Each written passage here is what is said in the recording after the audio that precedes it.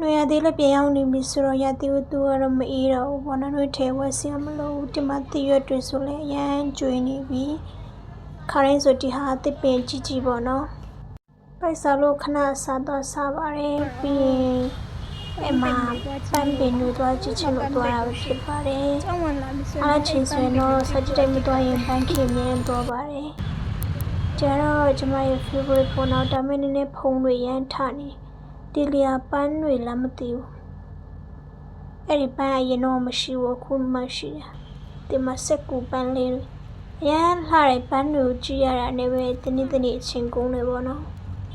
အတန်းချင်မနဲ့ပိုင်းဝဲဆိုတော့တကယ်ချင်းတွေတော့အိမ်ပြန်ပြီကိုကတော့ခဏလေးကြောင်းဝမ်းထဲမှာနေချင်းတရနဲ့လိုပန်းပင်တွေလိုက်ချီနေရပေါ့တချို့ပန်းတွေကြတော့တိတ်မလှတော့ဘူးအကုန်လုံးပေါ်နေချင်းနေကုန်ပြီးတော့ကျွေးကြနေပြီပေါ့နော်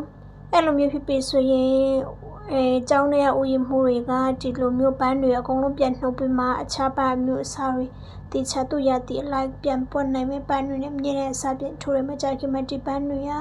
အစားထိုးခိုင်းရတော့မှာပေါ့နော်ဒါတော့လေလဲအရန်အေးတယ်နေမပူသေးဘူးဆိုတော့မဆိုးဘူးပေါ့နော်အခုချိန်ရတီဥတူလေးကိုကြိုက်တယ်မကြခင်မှဆိုတော့တော်တော်လေးပြန်ပူတော့မှာပေါ့နော်အရန်ပူရဆိုတော့တိတ်မပြော့ရဘူးပေါ့လေခုတော့လေအေးလေးတိုင်းပြီးတော့ပန်းလေးနာမှနေရအရန်ပြောစက်ကမှာလေဒီနေ့ outfit ကတော့အမင်းအောင်ပဲဖြစ်ပါတယ်အဲ့လိုထိုင်နေရင်းနဲ့အနားမှာသူလေးလည်းလာကြည့်ပါတယ်ပေါ့ကျမထိုင်နေတာသူလည်းလာကြည့်နေရအနားမှာမတ်တက်ရပြီးတော့အဲ့နဲ့သူလှမ်းခေါ်လိုက်တာနဲ့ပြီးသွားပါတယ်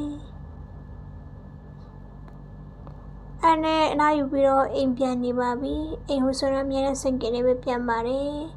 ဒီနေ့ဗီဒီယိုကတော့ဒီလောက်ပါပဲကျေးဇူးပါရှင်